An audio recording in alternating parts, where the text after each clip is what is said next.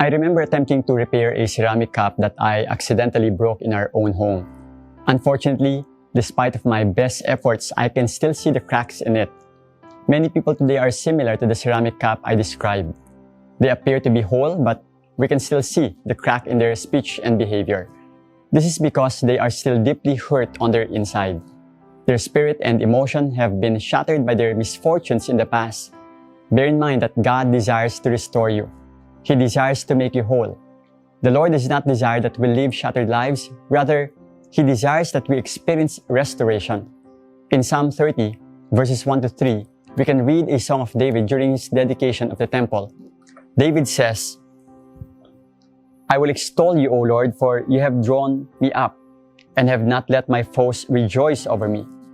O Lord my God, I cried to you for help, and you have healed me. O Lord, you have brought up my soul from Sheol.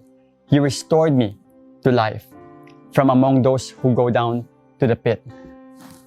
To us, readers, it's unclear why David suddenly mentioned how God previously disciplined him for his prideful actions.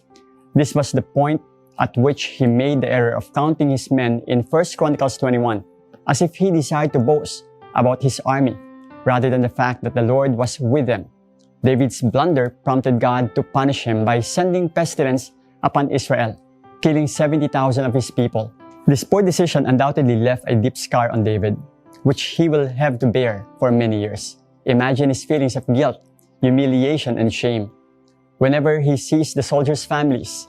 In the end, David became so broken by his actions that he expressed deep remorse. David's reaction after the Lord saved, healed, and restored him is plain to see in Psalm 30. He said, "You have drawn me up, you have healed me, and you restored me to life." Perhaps some of us have encountered some misfortune in our lives. Your loved one's life was taken far too soon during this pandemic season, leaving you with a deep emotional wound. Your spouse harmed you so severely that you can still feel the pain.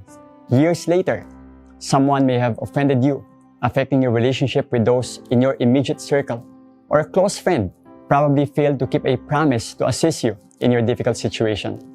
If we try to repair all of these emotional hurts and pains ourselves, the cracks would surely still be obvious. Do you recall the ceramic cup I mentioned earlier? The problem would not be solved by using instant glue.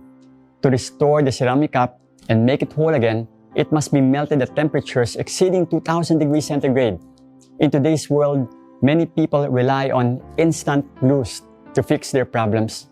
They try to hide their hurts by drowning themselves in a variety of things such as work, drugs, smoking, drinking, ungodly relationships, and so on, not realizing that only God can restore and make them whole. The Bible depicts God as a fire, and once we pass through Him, our souls will undoubtedly be restored. So, do you want to be restored?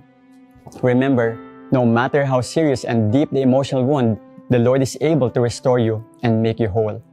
Whatever happened in the past, like what He did to David, the Lord is capable of rescuing you from traumatic guilt, healing emotional wounds, and restoring your broken spirit.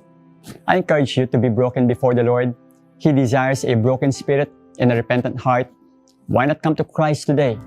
After all, He said, "Come to me, all you who are weary and burdened, and I will give you rest." Have a great day.